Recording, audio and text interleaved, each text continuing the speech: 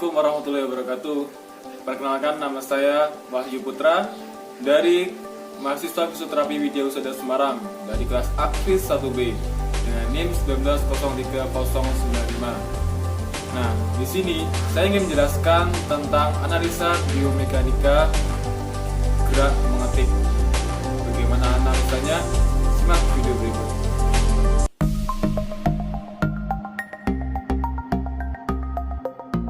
Sebelum kita menganalisa biomekanika mengetik, sebelumnya saya akan menjelaskan tentang anatomi dari solder hingga wrist joint.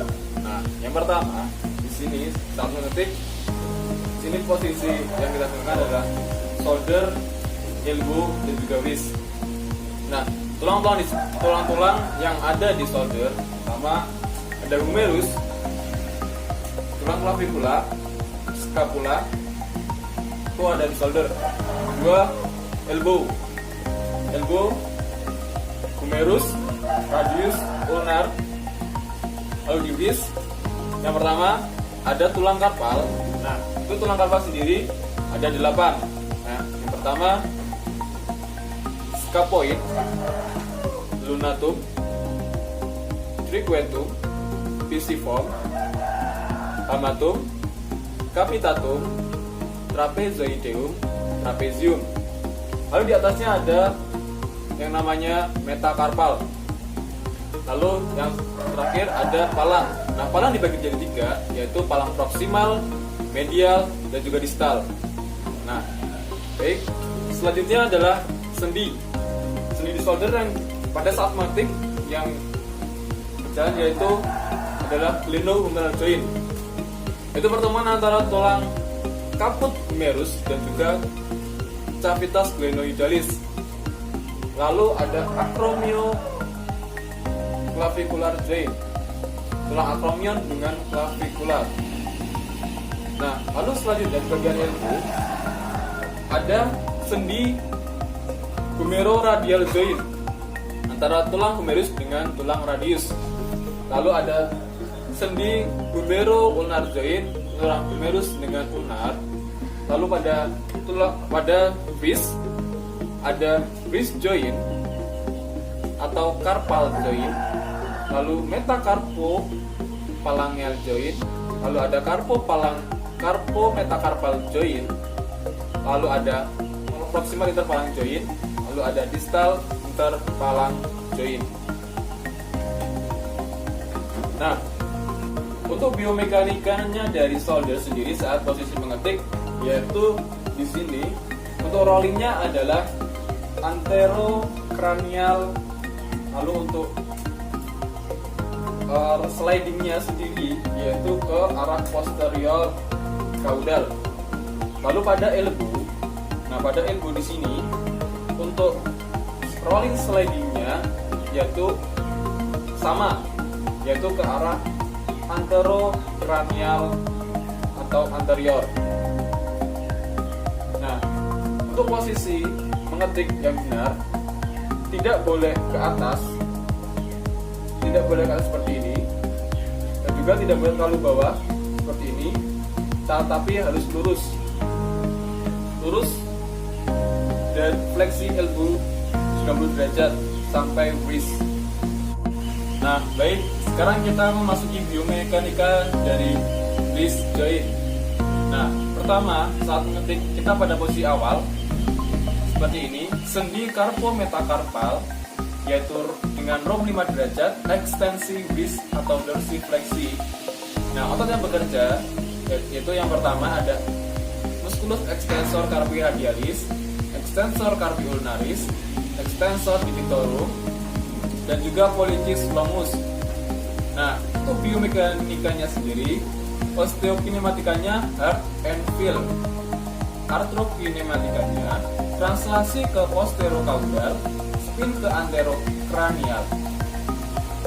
Nah, lalu ada sendi metacarpophalang yaitu dengan rom 5 derajat, ekstensi.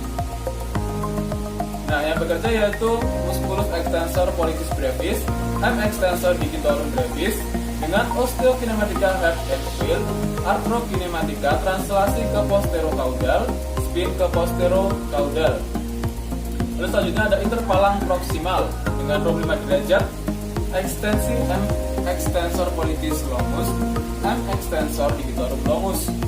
Dengan osteokinematika hard and feel, arthrokinematikanya translasi ke posterokaudal, spin ke anterokranial. Dan yang terakhir ada sendi interpalang distal, yaitu dengan rom 5 derajat, otot yang bekerja yaitu ekstensi M lumbrical.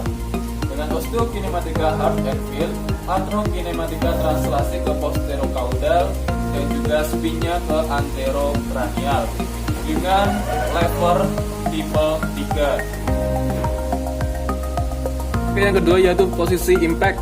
Nah, sendi yang bekerja yang pertama yaitu carpometacarpal dengan rom 20 derajat dengan gerakan ekstensi wrist atau dorsifleksi. Otot yang bekerja yaitu M extensor carpi radialis, F extensor carpi ulnaris, F extensor digitorum dan juga pollicis longus. Dengan osteokinematikanya yaitu hard and feel. Lalu arthrokinematikanya translasi ke posterokaudal, spin ke anterokranial. Lalu 20 derajat radial deviasi, M flexor carpi radialis, M extensor carpi radialis. Lalu osteokinematikanya pada carpometacarpal yaitu rotasi spin, elastic NV.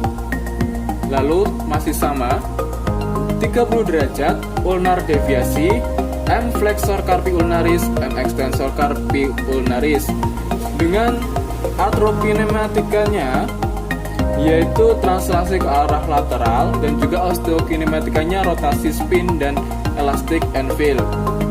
Lalu sendi yang kedua ada metacarpopalang dengan rom 20 derajat, fleksi, otot yang bekerja M lumbrical.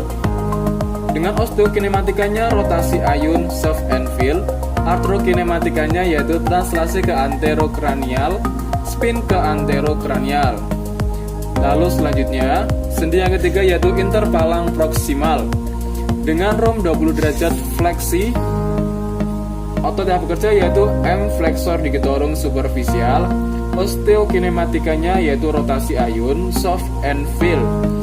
Arthrokinematikanya yaitu ada translasi ke posterokaudal, spin ke anterokranial. Sendi yang terakhir yaitu interpalang distal dengan rom 15 derajat dengan gerakan fleksi. Otot yang bekerja yaitu M flexor digitorum profundus. Dengan osteokinematikanya yaitu rotasi ayun, soft and feel. Arthrokinematikanya yaitu translasi ke posterokaudal, spin ke anterokranial dengan masih menggunakan lever tipe 3. Oke, yang kedua yaitu posisi impact. Nah, sendi yang bekerja yang pertama yaitu carpometacarpal dengan rom 20 derajat dengan gerakan ekstensi wrist atau dorsifleksi. Otot yang bekerja yaitu M extensor carpi radialis, F extensor carpi ulnaris, F extensor digitorum dan juga pollicis longus. Dengan osteokinematikanya yaitu hard and feel. Lalu arthrokinematikanya translasi ke posterokaudal, spin ke anterokranial. Lalu 20 derajat radial deviasi, M flexor carpi radialis, M extensor carpi radialis. Lalu osteokinematikanya pada carpometacarpal yaitu rotasi spin, elastic NV. Lalu masih sama 30 derajat ulnar deviasi, M flexor carpi ulnaris, M extensor carpi ulnaris. Dengan arthrokinematikanya yaitu translasi ke arah lateral dan juga osteokinematikanya rotasi spin dan elastic and feel. Lalu sendi yang kedua ada metacarpopalang dengan rom 20 derajat, fleksi, otot yang bekerja M lumbrical. Dengan osteokinematikanya rotasi ayun, soft and feel. Arthrokinematikanya yaitu translasi ke anterokranial, spin ke anterokranial. Lalu selanjutnya sendi yang ketiga yaitu interpalang proksimal dengan rom 20 derajat fleksi. Otot yang bekerja yaitu M flexor digitorum superficial. Osteokinematikanya yaitu rotasi ayun, soft and feel. Arthrokinematikanya yaitu ada translasi ke posterokaudal, spin ke anterokranial. Nah, sendi yang terakhir yaitu interpalang distal dengan rom 15 derajat dengan gerakan fleksi. Otot yang bekerja yaitu M flexor digitorum profundus. Dengan osteokinematikanya yaitu rotasi ion soft anvil. Artrokinematikanya yaitu translasi ke posterokaudal, spin ke anterokranial dengan masih menggunakan lever tipe 3. Fase terakhir yaitu atau fase akhir. Nah, ada sendi karpometakarpal dengan rom 5 derajat, gerakan ekstensi. Otot yang bekerja yaitu extensor carpi radialis lumbal dan brevis. Lalu ada extensor digitorum, extensor carpi ulnaris, lalu ada extensor pollicis longus. Nah, dengan osteokinematikanya hard and fill. Artrokinematikanya yaitu translasi ke posterokaudal, spin ke anterokranial. Lalu ada sendi metakarpopalang dengan rom 5 derajat, gerakan ekstensi. Otot yang bekerja yaitu M extensor pollicis brevis. Dengan osteokinematikanya hard and fill. Artrokinematikanya yaitu translasi ke posterokaudal, spin ke posterokaudal. Lalu ada interpalang proksimal dengan sendi 5 derajat, gerakan ekstensi, M extensor pollicis longus. Osteokinematikanya yaitu hard and fill. Artrokinematikanya yaitu translasi ke posterokaudal, spin ke anterokranial. Lalu yang terakhir ada sendi interpalang distal dengan rom 5 derajat, ekstensi M lumbrikal. Dengan osteokinematikanya yaitu hard and fill.